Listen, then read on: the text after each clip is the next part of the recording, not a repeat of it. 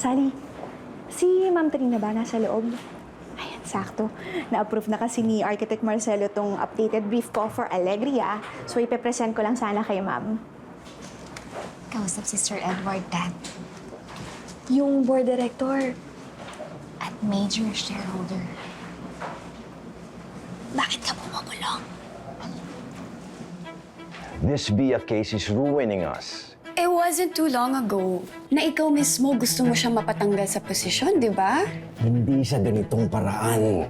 She was still CEO nung makulong siya. Which means her reputation is our reputation. Mataas ang respeto ko sa ama mo nung nabubuhay siya at sa kumpanyang ito. But Pacifica is a sinking ship. At ayokong lumubog kasama ninyo. What are you saying, Ninong? I'm resigning as board director and pulling out my shares. You can't do that, Ninong! I already did. Ninong!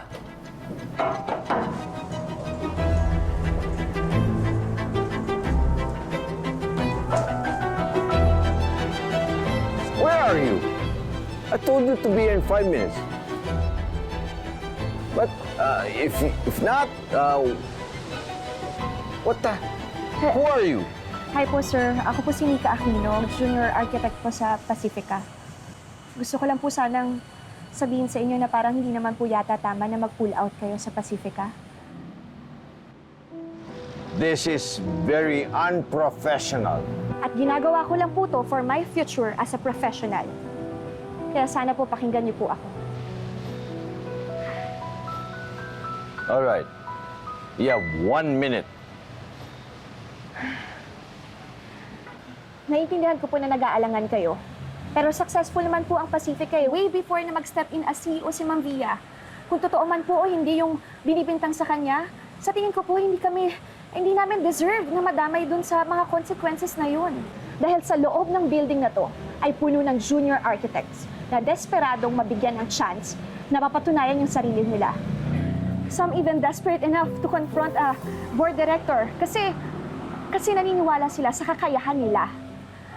At ito po yung updated brief na ginawa ko for Alegria. Hindi pa po ito dumadaan kay Miss Trina pero sana po makita niyo po yung potential. The same potential na magko-convince sa Alegria developers to stay with us. A company can only be great if it has a good foundation, a strong foundation. And for Pacifica, kaming mga architects yun. That's 50 seconds, sir.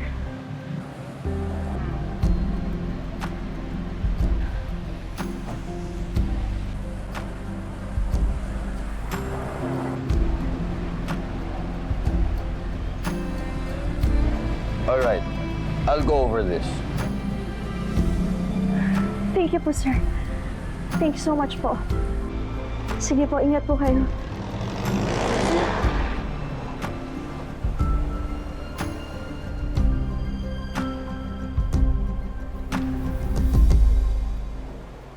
I-message na kay ni Christy kung kailan ang next check-up ni Kenneth. Sige, Doc. Salamat po.